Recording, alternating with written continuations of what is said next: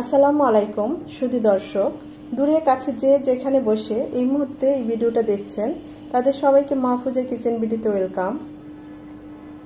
আজ সাদা নিরামিষ করব। আমরা এটাকে সাদা নিরামিষই বলি, আমি এভাবেই রান্না করি।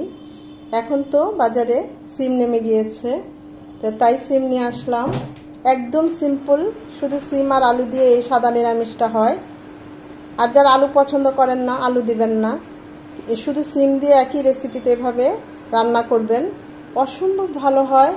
একদম মশলাবিহীন, সামান্য তেলে, মানে যতটুকু এক দরকার ঠিক ততটুকু তেলেই ঝটপটে নিরামিষটা হয়। খেতে অসম্ভব ভালো হয়, দেখতেই পাচ্ছেন কতটা লোভনীয় হয়েছে। তা কথা না বাড়িয়ে চলুন আমরা মূল ভিডিওতে চলে যাই। সিম আর আলু দিয়ে সাদা নিরামিষ করব। নিয়েছি 2 কাপ সিম, এভাবে 2-3টা মাঝখানে টুকরো করে নিয়েছি। আর নিয়েছি 1 কাপ আলু, সেটাও সিমের মতো ছোট ছোট করে কিউব করে কেটে নিয়েছি। প্যানে পানি বসিয়েছি, সেদ্ধ করব। আমরা তো এটাকে সাদা নিরামিষ বলি। এভাবে যে নিরামিষটা রান্না করি খেতে খুবই মজা হয়। আলুটা 2-3 মিনিট সেদ্ধ হবে, তারপরে সিমটা দেব। যেহেতু আলুটা একটু শক্ত, তাই আলুটা 2-3 মিনিট হোক।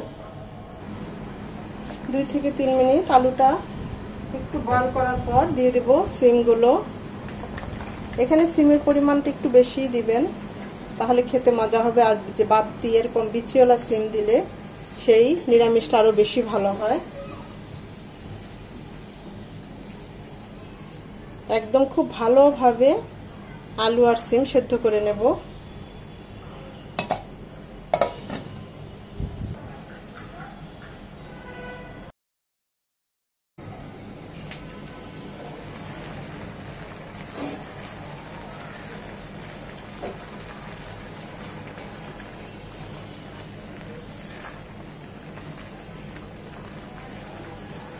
আলুটা প্রায় সিদ্ধ হয়ে গিয়েছে, তারপরেও আমি পানিটা একদম শুকিয়ে যাওয়া পর্যন্ত খুব ভালোভাবে সেদ্ধ করে নেব। আর যদি বেশি পানি হয় অবশ্যই পানিটা ছেঁকে নেবেন সেদ্ধ হয়ে গেলে।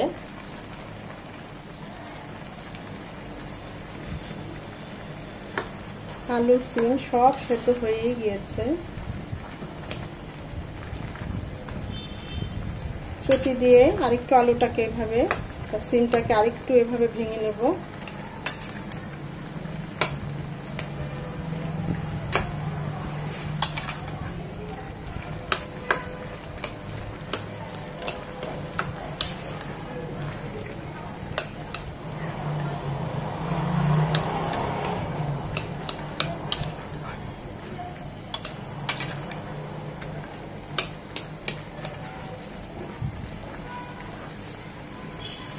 একদম শুকনা শুকনা হয়ে গিয়েছে, পানিটা শুকিয়ে গিয়েছে। এখন এটা নামিয়ে নেব। ওই একই প্যানে দিয়ে দিচ্ছি সরিষার তেল 3 চামচের মতো। দিয়ে দিব 2টো শুকনো মরিচ, 2 চামচ রসুন কুচি। রসুন কুচিটা যেহেতু একটু হার্ড, তাই 1 মিনিট হবে। রসুন কুচিটা 1 মিনিট হওয়ার পর দিয়ে দেব 2 চামচ পেঁয়াজ কুচি। এখন রসুন আর পেঁয়াজটা একদম নরম হবে, রসুনটা লাল লাল হয়ে খুব সুন্দর একটা ঘ্রাণ চলে আসবে।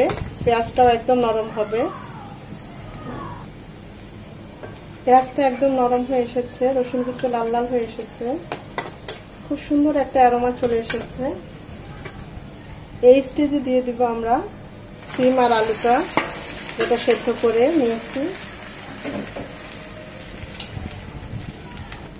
দিয়ে দিব স্বাদমতো লবণ, 4টা কাঁচামরিচ এভাবে মাঝখানে কেটে দিয়েছি, ঝালটা বের হবে।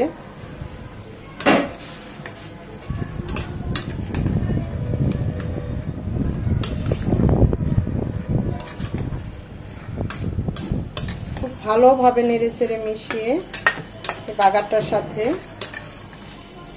3 থেকে 4 মিনিট রান্না করে নেব। এই স্টেজে আপনারা লবণটা চেক করতে পারেন, ঝালটা যে যেমন খান আর একটু বাড়িয়ে কমিয়ে দিতে পারেন।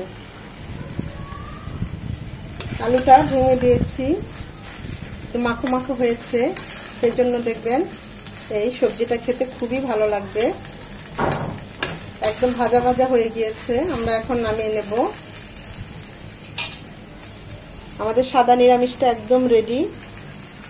খুবই সাধারণ, সত্যি বলছি খেতে খুব ভালো লাগে। রুটি দিয়ে, ভাত দিয়ে, গরম ভাত দিয়েই খাই আমরা। এটা খুবই মজা হয়, একদম সিম্পল। একবার হলে ট্রাই করতে পারেন। চুলাটা অফ করে দেব। যদি ভিডিওটা ভালো লেগে থাকে এভাবে একবার হলে ট্রাই করবেন, আর ট্রাই করে খেয়ে আমাকে জানাবেন কেমন হয়েছে।